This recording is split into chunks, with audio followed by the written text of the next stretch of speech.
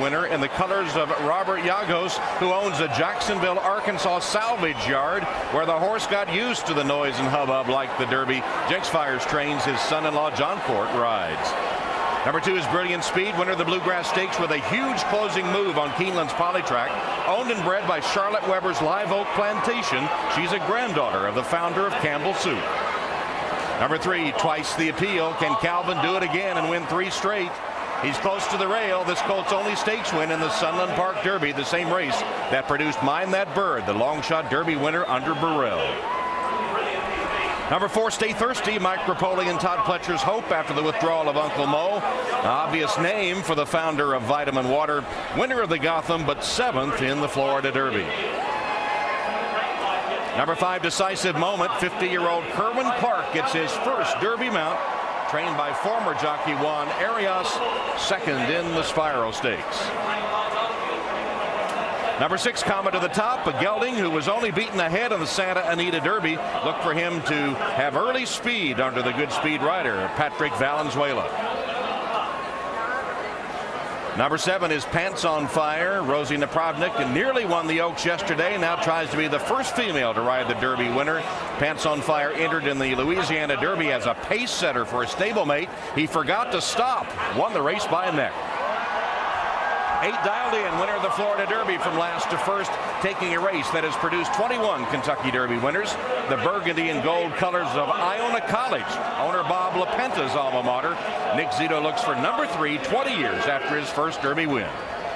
Number 9, Derby Kitten, who took Keeneland's Lexington Stakes 2 weeks ago, closing from last place.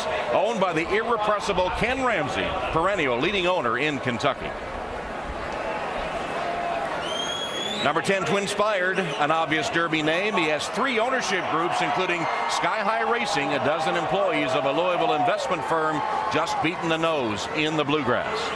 Number 11, Master of Hounds, just shipped over from his base in Ireland. Only 1 race this year, 2nd in the UAE Derby in Dubai, and has never raced on dirt. Number 12, Santiva, a troubled trip, finishing 9th in the Bluegrass. But he did win the Kentucky Jockey Club Stakes here at Churchill Downs last year, ridden that day by Sean Bridgemahan, who is reunited with him today. 13, Mucho Macho Man. The 3M has drawn sponsorship from the 3M Company, the biggest horse in the field and the youngest. He won't celebrate his actual 3-year-old birthday till after the Belmont Stakes. Losing a shoe, he had an excuse for his 3rd in the Louisiana Derby, and trained by heart transplant recipient Kathy Ritvo. 14 is Shackelford, who nearly won the Florida Derby at over 60-1, setting the early pace, just beaten ahead by Dialed In. Trained by Dale Romans, who virtually grew up at Churchill Downs, where, like Dale, his dad Jerry was leading trainer. 15 is Midnight Interlude. Bob Baffert looks for the Oaks Derby double and his 4th Kentucky Derby victory. Winner of the Santa Anita Derby, Midnight Interlude would be the first horse since Apollo in 1882 to win the Derby after not racing at 2. Animal Kingdom is 16, only 4 career starts, never on dirt. Rallied from last to win the Spiral Stakes, but bucking history. Needles in 1956, the last to win the Derby after a 6-week layoff, and the last to win with only 4 previous starts. Exterminator in 1918. 17, Soldat, winner of the Fountain of Youth, but then 5th as the favorite in the Florida Derby, where he was taken back off the pace, trained by Kieran McLaughlin, who went to his mentor, Wayne Lucas, for Derby advice. Uncle Mo would have been 18, scratched. So 19, Nero, the fast-closing 2nd place horse in both the Louisiana and Arkansas Derbies, trained by Steve Asmussen and owned by Ahmed Zayat, who was born in Egypt.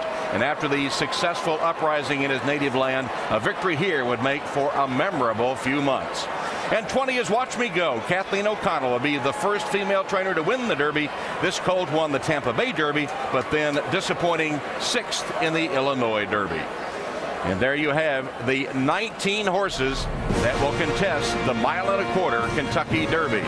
Julian Leperoux rides the favorite, Dialed In. John Court, his first Derby on Arch. And Rosie Napravnik, Pants on Fire, looking to be the first female to win the Roses. Noted that Julian Leperoux aboard Dialed In. He's going to be a long ways back. He has 9 pairs of goggles on, so going to be tough to see out of those 9 pairs. They'll come down as they fill up with dirt. Saw a quick look at some of the principals, Bob Baffert, Todd Pletcher. There's Mike Rapoli, the owner of Stay Thirsty. And as they load into the gate, let's go for the call to Larry Colmus. All right, Tom, just one more to go in. Watch me go. And Rafael Bejarano into that outside gate. 19 3-year-olds all in line and ready for the start. They're off in the Kentucky Derby.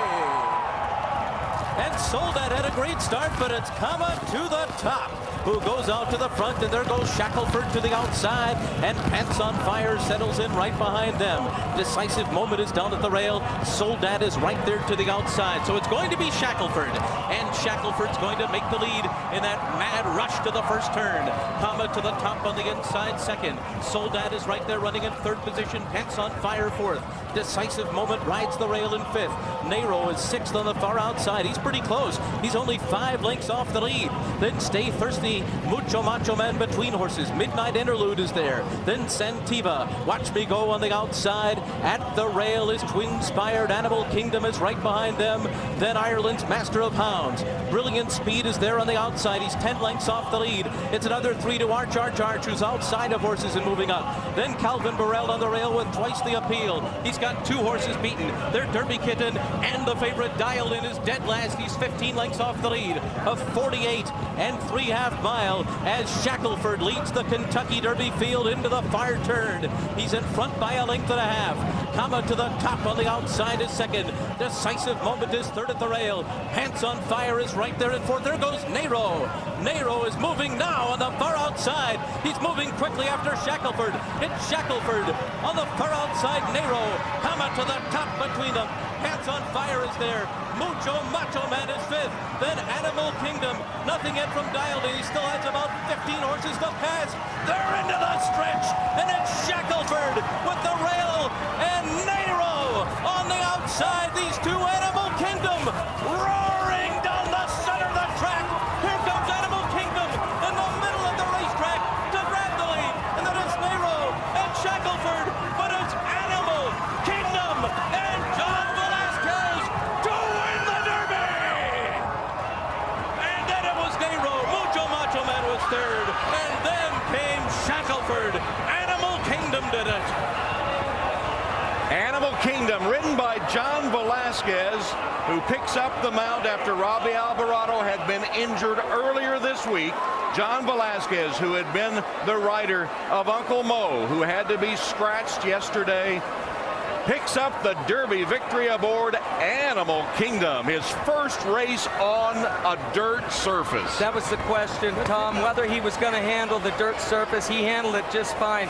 He had a workout over the dirt last week, and this horse quickened up in the last 16th of a mile better than any horse that we saw train here in the 2 weeks leading up to it. But there was that question, would he handle it? Graham Motion, he didn't know. Johnny Velasquez didn't know. Well, he handled it just fine as he came steaming down the middle of the racetrack. And a look at the Team Valor, Barry Irwin, the owner. He said after this horse won the Spiral Stakes at Turfway that he thought he had a real quality animal. He had not run since then, and here he is getting the Kentucky Derby victory for Team Valor. And he does erase some history. Needles was the last to have that 6-week layoff to win the Derby in 56. Nero has assumed the lead at this point, but as we highlighted, coming into the stretch, and this is what I'm talking about, a horse quickening up. He distances himself in a matter of strides from the second and third place horses. There's the number 13 horse running up. It looks like finishes third in the end. Mucho Macho Man, big run there. Nero laid a lot closer to the pace today than he has in the past. But the winner, Animal Kingdom, he got a perfect spot. He was in the middle of the pack, and Johnny V got him out at the head of the stretch, got him daylight. When he saw the daylight, he accelerated, and a brilliant last 16th of a mile.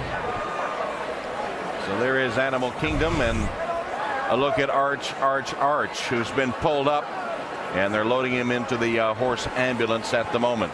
John Court has dismounted, helping to load him in. As they were going down the backside, and we'll try and get a picture of it later on, but his saddle slip going down the backside. Arch was very strong and pulling on his jockey, John Court, going into the first turn. His saddle slipped forward. John didn't look like he had any control down the backstretch. His head was up between arch ears, so he was off balance a little bit. All right, for Johnny Velasquez, his first win in 13 Derby mounts, and Donna's alongside. Well, I should give you a quick update. I did just watch Arch walk into the van by himself. So let's go to Johnny Velasquez. Johnny, wow, what a twist of fate. The favorite, or one of the favorites, Uncle Mo Scratches, you pick up Animal Kingdom and get your first Derby win. What's this mean to you? Well, it's words that you can't describe. And, you know, it's just not describing how you feel. But, you know, I do really feel really bad for Robbie. You know, I hope he's winning the Derby with me here. I know he got hurt, so this is for both of us, buddy. I know you're not on it, but I know you're with me. This is definitely the way horse racing goes, because jockeys get injured, and so you've been on the receiving end of some of this stuff, not so good. This time you get to be on the good end of it. What's it mean to win the Kentucky Derby? Well, for once I'm in the good end of it. You know, it's been pretty unlucky for me having 3 horses going to the Derby and scratching. I mean, they could have been the favorite, and now all of a sudden I pick up this one and wins the Derby, so it was meant to be. Did you have a good trip?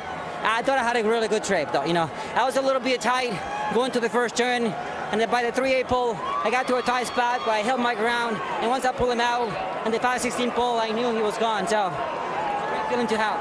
Well done. Let's go to Bob Newmeyer. Barrier